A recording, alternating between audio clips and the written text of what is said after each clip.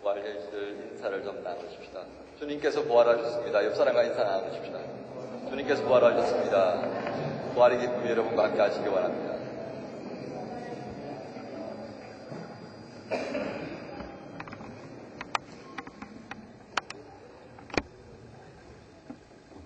안 보이던 얼굴들도 좀 보이고 부활절이 좋긴 합니다.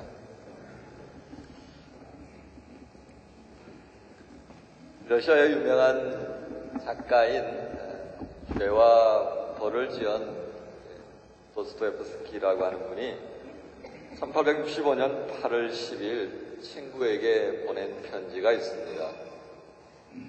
그 편지에 뭐라고 썼겠습니까?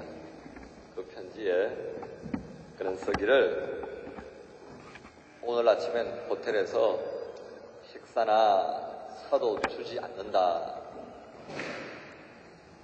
빵 한 조각 못 먹고 물만 먹고 3일을 지낸다. 그런데 이상하게도 빵을 주지 않는 것보다 저녁에 촛불을 주지 않는 것이 불쾌했다. 그렇게 쓰고 있습니다. 사실 도스토옙스키는 40살 될 때에 그의 형님이 세상을 떠나면서 형님이 가지고 있던 여러 가지 부채라든지 형님의 가족까지 떠안게 되는 그런 어려움을 겪습니다. 심리적이고 경제적인 부담이 굉장히 힘들 때였습니다. 그는 이러한 상황을 그의 친구에게 방금 읽어드렸던 편지를 통해서 전했던 것입니다. 그런데 재밌는 것은 이 어려운 상황 하에서 그가 찾았던 것이 빵이나 물을 찾았던 것이 아니고 촛불이었습니다.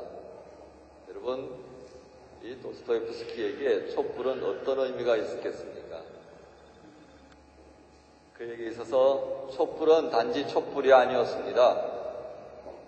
그에게 촛불은 소망이었던 것입니다. 그는 어려운 상황 하에서 이 촛불을 찾는 마음이 있었기에 그는 세계적인 문학가로서의 삶을 이어갈 수 있었습니다. 여러분, 우리에게 소망이 없었다면 어떻게 되겠습니까? 간단하죠.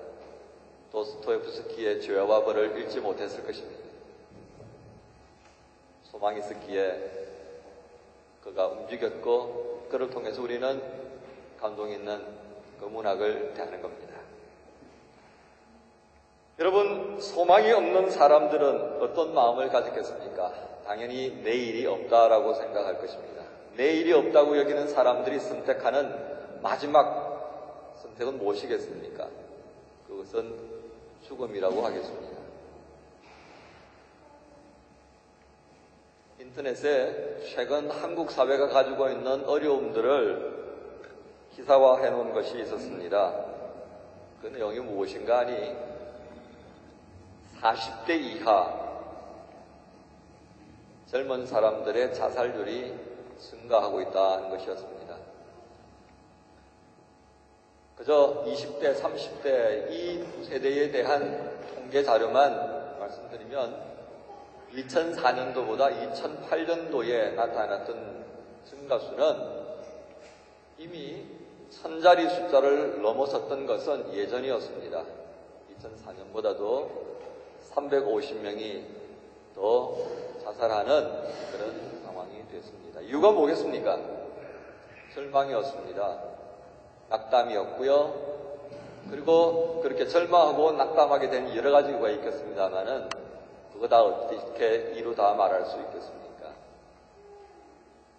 결국 이들이 이렇게 죽음을 선택할 수밖에 없었던 것은 이 땅에 더 이상 자신들이 가질 수 있는 소망이 없다고 여겼기 때문입니다. 우리 또한 이 땅에 살아갑니다. 우리에게 있어서 소망이 없다고 한다면 우리 삶이 어떻게 되겠습니까? 역시 그들과 똑같은 선택을 하겠지요. 살아갈 이유가 없다고 여기니까요. 그러나 오늘 주님께서는 우리에게 죽지 않고 살 수 있는 길에 대하여서 말씀합니다. 그것이 무엇입니까? 그것은 산소망에 관한 것입니다. 오늘 본문의 3절의 말씀에 다음과 같이 우리에게 말씀합니다. 하나님께서는 그 크신 자비로 우리를 새로 태어나게 하셨습니다. 그리하여 그는 죽은 사람들 가운데서 예수 그리스도가 부활하심으로 말미암아 우리로 하여금 산 소망을 갖게 해 주셨습니다. 여러분, 여기서 말씀하는 산 소망이 무엇입니까? 여러분들이 잘 알 것이다 이겁니다. 산 소망은 다름 아니라 영원한 것을 향해 가는 삶이라 그렇게 말씀할 수 있습니다. 여러분, 세상이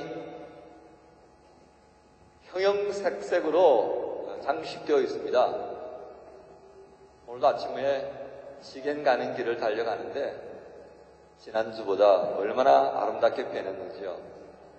그거 구경하면서 여행 가는 기분으로 시겐 다녀왔습니다. 이 세상에 변하지 않는 것은 없습니다. 때로는 똑같이 반복되는 것 같지만 여러분 자세히 들여다보십시오. 똑같은 것은 아무것도 없습니다. 그래서 똑같다고 여길 뿐이죠. 사랑스러웠던 아내의 얼굴도 이뻐 보이기만 하던 딸의 얼굴도 변합니다. 언제나 사랑스럽고 믿음직하게 보이던 남편 얼굴도 무엇과도 바꾸기 어려운 그런 자식의 얼굴도 시간에 가면서 변하는 겁니다. 생각도 변하고 습관도 변합니다. 습관 중에서 제일 힘든 게 코 안 골든 사람이 코 고는 거 그거 정말 힘들죠. 세상에 변하지 않았으면 좋겠습니다만 다 변합니다. 우리의 기대와는 다르게 다 변하게 되어 있습니다. 그래서 더 슬픈지 모르겠습니다. 그래서 더 실망하는지 모르겠습니다. 여러분, 분명한 것은 이 땅에 그새 소망을 두고 살아가는 한에 있어서는 이 실망하는 마음이 끊어지지 않을 것입니다.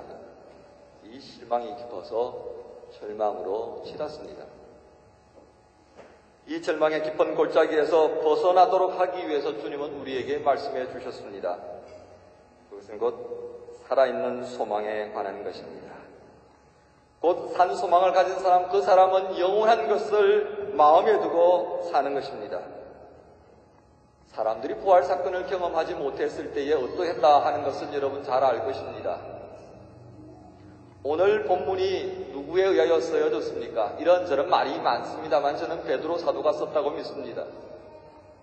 이 베드로가 어떤 사람이었습니까? 예수께서 잡힐 때에 도망쳤던 사람입니다.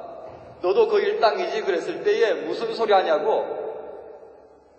나는 그 사람 모른다고 뒷걸음치던 사람이었습니다.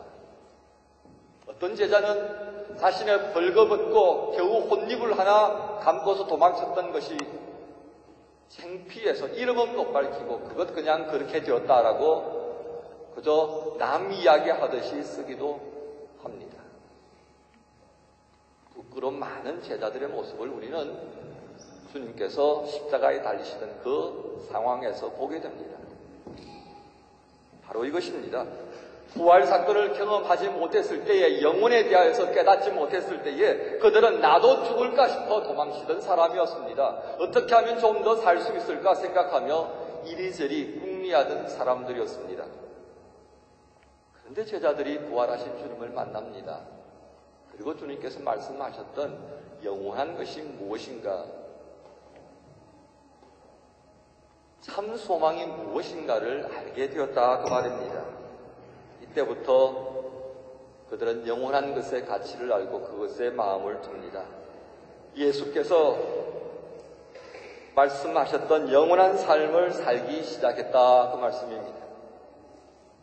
이러한 삶을 깨달았던, 경험했던 베드로는 오늘 이 서신을 통하여서 우리에게 말합니다. 부활하신 주님을 통해서 우리는 산 소망을 갖게 되었다고요. 그리고 부활을 믿는 사람들에게는 이 땅에 두었던 소망의 눈길을 죽음으로 끝나버리는